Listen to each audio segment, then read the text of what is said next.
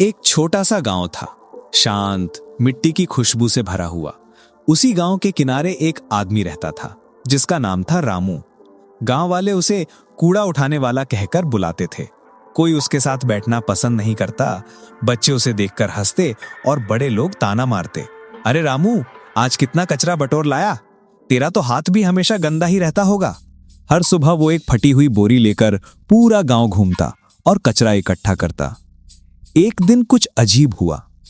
सुबह सुबह जब रामू गांव के बाहर वाले मैदान में कचरा उठा रहा था, उसे झाड़ियों के बीच एक पुराना चमड़े का बैग दिखा। बैग काफी भारी था। उसने सोचा शायद इसमें पत्थर या कबाड़ी का सामान होगा। लेकिन जब उसने बैग खोला तो उसकी आंखें फटी की फटी रह गईं। बैग पूरा पैसों से भरा था। नोटों की गड्डियां, 500, 2000, 100 के नोट। उसने जिंदगी में कभी इतने पैसे एक साथ नहीं देखे थे। अब उसके सामने एक बड़ा सवाल था, पैसे अपने पास रख ले या जिसका भी ये बैग खोया है उसे लौटा दे। कुछ देर तक वो चुप बैठा सोचता रहा। उसके मन ने लालच भी दिखाया, लेकिन उसकी आत्मा ने कहा, रामू, तू गरीब है पर बेईमान नहीं। दूसरों की चीज रखना पाप है। रामू का फैसला।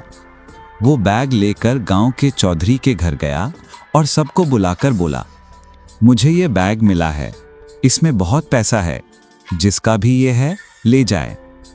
गांव वाले हैरान रह गए। जो लोग उसे गंदा समझते थे, आज उसी रामू ने ईमानदारी की मिसाल रख दी थी। असल मालिक सामने आया। उसने कहा, ये मेरा बैग है, मेरी मेहनत की कमाई, रास्ते में कहीं गिर गया था।